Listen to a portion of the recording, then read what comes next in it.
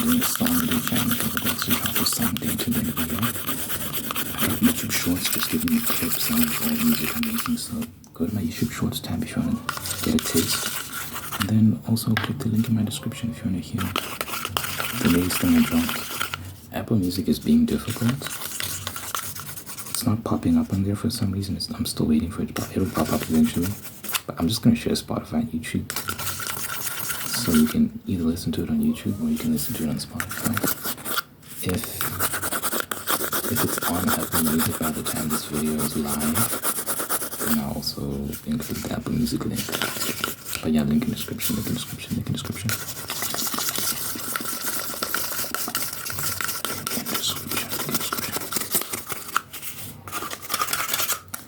I started playing Bioshock on my PS3.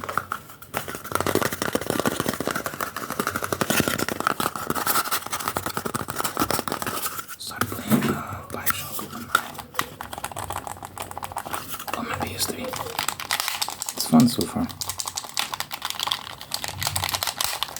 You know what I realized? I've known this for a while, but I'll share it with you. The time period you're in doesn't determine how good your work is going to be. You determine how good your work is going to be. People think, I think sometimes people have this assumption that new games are better than old games.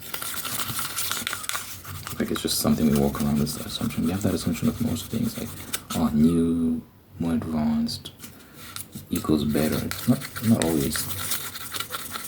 With Bioshock Infinite, it's an old game, relatively speaking, but it's a lot better than a lot of the stuff that comes out these days, I'll tell you that.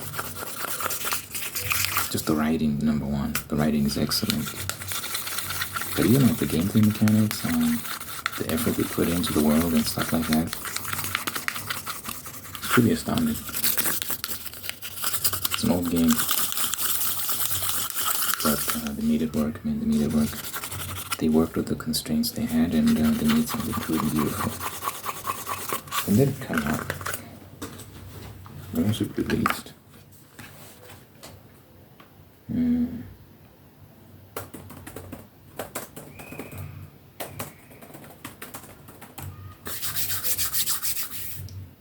Wow. 26th of March 2013. When did the PS4 come out? Because I know it was on PS4, but was it like did they have to like re-release it on PS4? Yeah, it came out before the PS4, so I think they had to like create an updated version. Or I think you get a dev kit, so I think they would have known that the PS4 is coming out and they would have made it for the PS4. Maybe. Knowing that it's going to come out at a later stage, and then they would have a PS4 version. No, I think they made it for the PS3. I think they made it for the previous generation and then put it onto the next generation with some updates they had to do after the development process was over. Maybe during, but I think the main focus was the previous generation, so the PS3 and the Xbox 360. Anyway, you know another old game that just stood the test of time? Metal Gear Solid 4. I actually have it. Hold on. I had to get it from my let's just wipe it down. It's a lot of dust.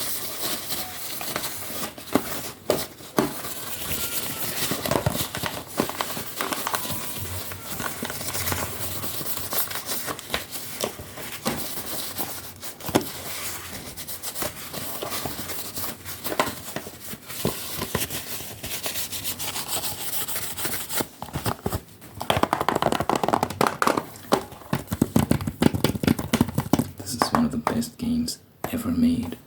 Unfortunately, the way it was made, the PS3's hardware was unique. I don't know the specifics of it, but basically this game was made for the PS3 with its very specific hardware in mind, so they can't port it to the PS4 or the PS5. You have to play it through an emulator. That's the only way to play it. If they could have, they would have. But they're having trouble porting it to the next generations. Because they could make a ton of money if they updated it, with they made a remastered version, or even a remakes are all the rage these days. If they remade this game, the graphics are pretty good still, but I could see them making it more realistic than it already is. You have to. The disc is not in, which means it's inside the PS3. Which means it was the last game I played. Before I started Bioshock Infinite again, I was playing Metal Gear. But that was years ago. Because I haven't touched my PS3 in years.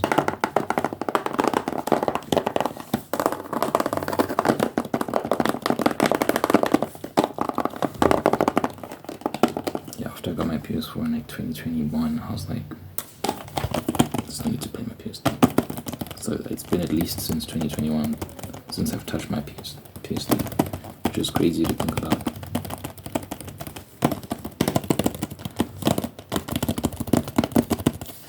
This is an amazing game. A legendary soldier, a final mission, the ultimate sacrifice.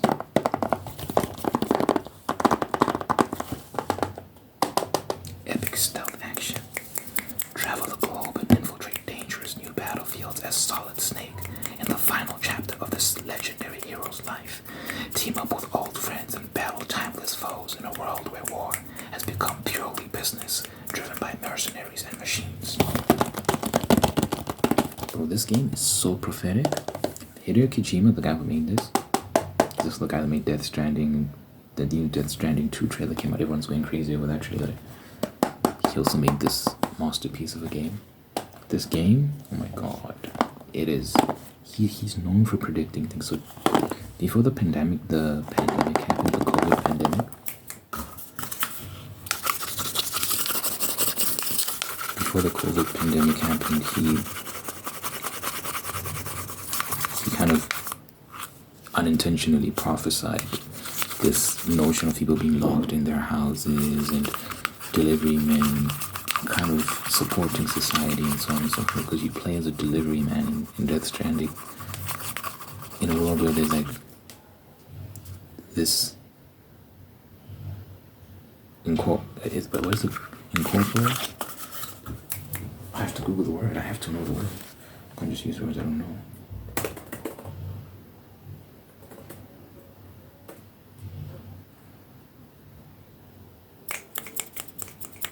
Incorporeal. How do you pronounce it? Incorporeal. Oh wait, my headphones are.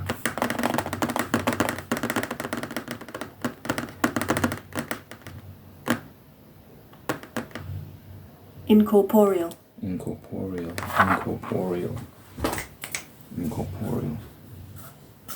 Obviously, the virus isn't incorporeal. It is comprised of matter, but you can't see it. It's this invisible entity, substance that permeates the air. In Death Stranding, there's a similar thing, except it's ghosts, and they kind of pervade the land, and people can't get out of their houses, or else they'll be dragged into the netherite. So as a delivery man, it's up to you to tread this treacherous landscape and deliver parcels to people and so on and so forth, and connect the continent of America while combating all sorts of ghosts and enemies and so on and so forth. It's a very interesting game.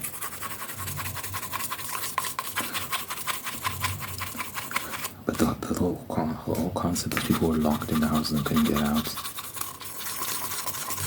And there's a very lonely atmosphere and whatnot. And then COVID happened and everyone was locked in their houses, because it came out like maybe a month or two before COVID started. So then people were playing Death Stranding during lockdown and were like, this is insane. How does this guy keep doing this? Because he's done it with Metal Gear Solid 2, and Metal Gear Solid 2 predicted the whole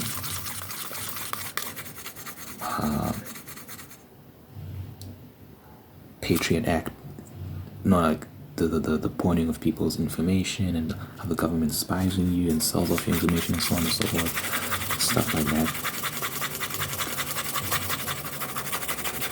And then obviously Julian Assange and Edward Snowden exposed on most of Edward Snowden exposed on all of this stuff.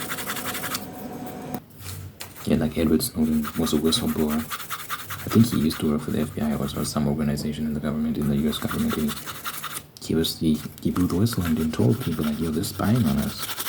They're using your phones, they're using all sorts of tricks to gain our information. And they're spying on us using the Patriot Act that was established after 9/11, I think. And Metal Gear Solid 2 came out at, like around that time. When did Metal Gear Solid 2 come out?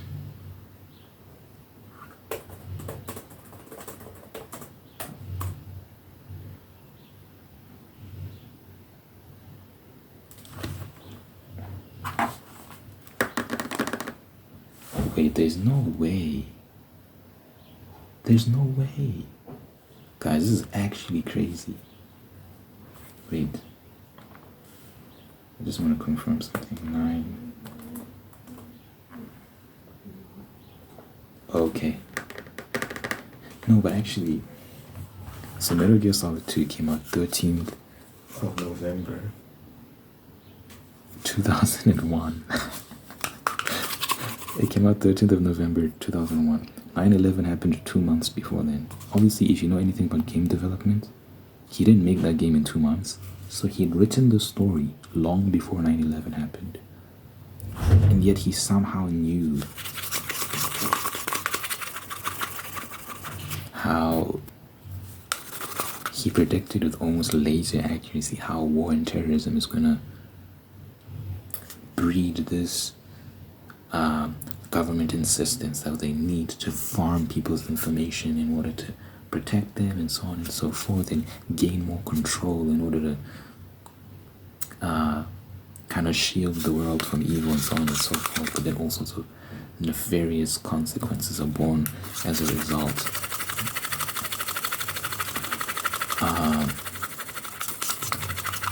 He predicted that in Metal Gear Solid 2. So Metal Gear Solid 4 is about the commodification of war, the military industrial complex, and how essentially war is just going to turn into business. Now obviously that had been kind of a thing before, because Metal Gear Solid 4 came out like 2008. So I think people had been catching on to this concept that, you know, war is very profitable for all these governments, right? But where Hideo Kojima it was just ahead of his time, was how exactly they're going to go about, how this is going to manifest, rather. Exactly what does it mean when war just becomes business, and wars are started for the sake of selling weapons and earning profits? What sort of adjustments are made and advancements are made to fit that purpose, to serve that purpose? And he talked about these nanomachines people put in your bodies that regulate your emotions and create the perfect soldier that's the sort of soldier that's perfect in battle. They're neutral, they're not scared, they're not angry, they just perform their tasks, they don't feel pain, so on and so forth, because of these nanomachines that regulate their emotions and various biological functions, right? And, you know, Elon Musk very recently implanted the first brain chip into a human, and, you know, it's been successful so far. And I think it's a precursor of what's to come in the future, and I can already see them. You know, China has been caught experimenting on human beings, trying to create physically enhanced soldiers, like super soldiers, like some Captain America type shit. Like, this is not a speculative thing. Like, You can research this. China's actually, I'm going to do it for you. Let me do it while we're here. China super soldiers.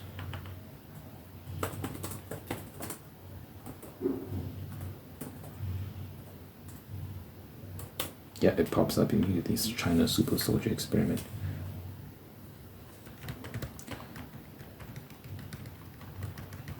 A team of military medical scientists in China says it has inserted a gene from the microscopic water bear into human embryonic stem cells and significantly increased these cells' resistance to radiation. And it's NBC News. I know some of you swear by NBC and CNN and all these liberal networks. It's talking about, let me go on the website. The headline says, China has done human testing to create biologically enhanced super soldiers, says top U.S. official. U.S. intelligence agencies didn't immediately respond to requests for comment about whether China seeks super soldiers like those in such films as Captain America. How is this real life? Washington, U.S. intelligence shows that China has conducted human testing on members of the People's Liberation Army in hope of developing soldiers with biologically enhanced capabilities, the top U.S. intelligence official said Friday. John Ratcliffe, the Director of National Intelligence, included the explosive claim in the long Wall Street Journal op-ed in which he made the case that China poses the preeminent national security threat to the U.S. There are no ethical boundaries to Beijing's pursuit of power, wrote Ratcliffe, a Republican former member of Congress from Texas. Anyway, you get the point. You get the point. So these things are happening, guys. They're working on the military. They're trying to create super soldiers and so on. This game speaks about all of that.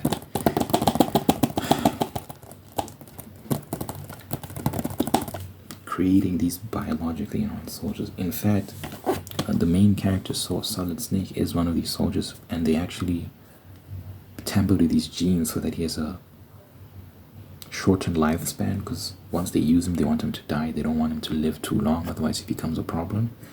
So they intentionally mess with these genes so that he has a dramatically reduced lifespan. So he looks like an old man. Like, I don't know if you can see, like, he's an old man. He's over here, he's got gray hair and stuff. He looks old, but he's actually like 30 something. He's got extremely accelerated aging, because you don't want these guys running around because then they become a problem for you, and that's what he is. He's a problem to the system. He ends up, I don't want to spoil it for you if you want to play the game, but yeah, he fights them. Let me put it that way. And I talked about Elon Musk. He's got this chip that he implanted in the human brain for the first time, and he's talking about how it can do all sorts of wonderful things for human beings that have lost motor function and cognitive function and so on and so forth. But it can also be used to control devices with your thoughts. This is what Elon was saying, and apparently that's going to be possible. You can look at your phone and control your phone with your mind, for example, with this chip. And he calls it telepathy. For that reason, you'll be able to interface with different gadgets with just your mind. But then I can see the chips evolving and being used for other things like emotion regulation, to calm anxiety, and then how they'll market it. Like, if you've got mental health issues, take this chip, it'll help you. It's going to be used for war, to create soldiers that don't feel.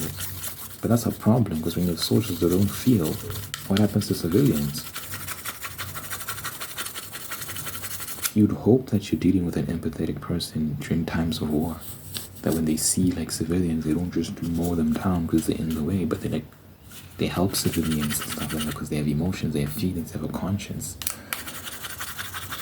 But when you have something in here that's just regulating all that and suppressing it, which is what we see in games like this, it's exactly what we see in the games like Metal Gear. It leads to all sorts of chaos, and then And then you can actually manipulate these machines in people's minds. So in this game, people end up, like, they can manipulate people's nanomachines. The nanomachines that are in their body regulating their emotions and stuff. They end up being able to manipulate them and control people in various ways, and it's a problem, right? And it also determines, like, if you can use guns or not, because once you have the machines in you, you're tied to the system. Because there's a network that has you in its database, and it means every gun is ID tagged. So if your nanomachines do not correspond to the ID tag on the gun, you can't use the gun, so you pull the trigger and the gun doesn't fire. So it complicates war, and self-defense becomes complicated, because now you need to register with the system in order to own a gun. And so then it ends up being this, the people that run the system have a monopoly on the weapons industry and so on. So it's a mess. So then the main character finds this guy who's kind of like an arms dealer in the black market. He knows how to bypass the systems in these guns and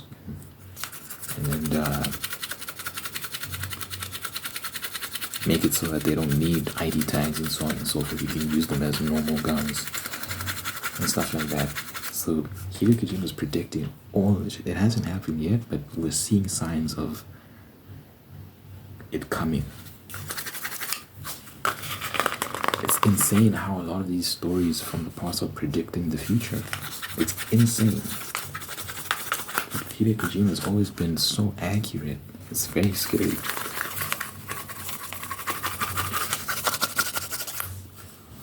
So yeah, this is one of the best games ever made. You have to play this. You have to get a PS3 and play this. I don't know if it's on the PS3 store. I think you'd have to get a physical disc. Yeah, I don't think it's on the PS3 store. For some reason, it's not on the store. I remember trying to buy it online and I couldn't find it online. So you have to, like, get the disc. I'm sure you can, though. Cinematic experience. Hollywood-like visuals, blockbuster effects, incredible surround sound, and a musical score that pushed the limits of interactive entertainment. Experience this epic globe-trotting adventure in stunning high-definition graphics and sound. It's true. This felt like a movie, but obviously it's a game as well. It seems so ahead of its time, man. This was 2008. You have to play it to understand how good it was. Or you can watch it on YouTube. You can watch a walkthrough. But you have to play it to really get it. The weapons you could use, the weapon variety is crazy. Weapon customization, oh my god. And how they kind of toyed with the concept of him being an old man. Or at least his body's already accelerated aging. Like, he gets backaches during battles, and there's a stress meter, there's a stress gauge. The more stressed he becomes, the more inefficient he becomes. Like, you start to experience weapon sway, like your crosshairs when you're aiming will be swaying. He's slower when he runs. He gets backache, and while he's running, he just stops suddenly and, like, hit his back. Oh, my back, like stuff like that. And he takes more damage. Does he take more damage? I don't know. He's just not as efficient.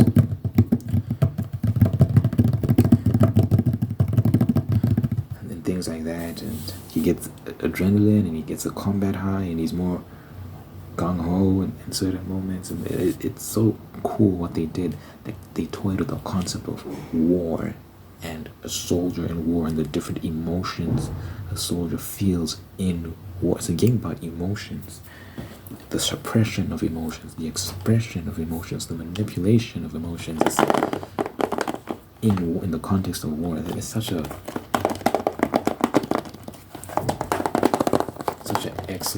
excellent game, ahead of its time. Like, man, oh man. Here's a Solid Snake Old Dog. That's so cool.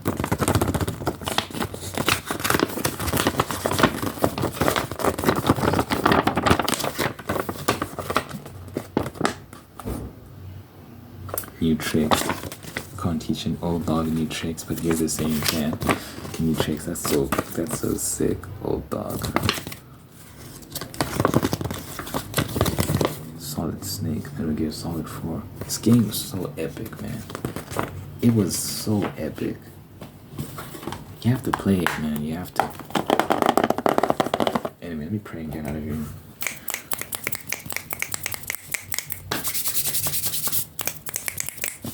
You know I like to pray at the end of all my videos. Dear God, thank you for this individual watching this right now. Thank you for making them whole, unique, and guided with about those peace, prosperity, and purpose. Peace, prosperity, and purpose.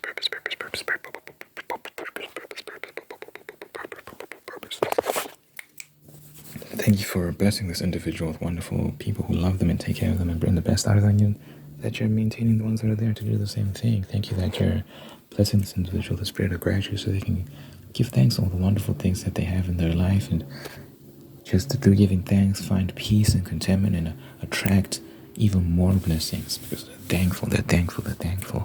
And let your presence be felt in this person's life. Let them know that you're God, that you're real, that you're taking care of them, that you love them. That you're just going to be there for them.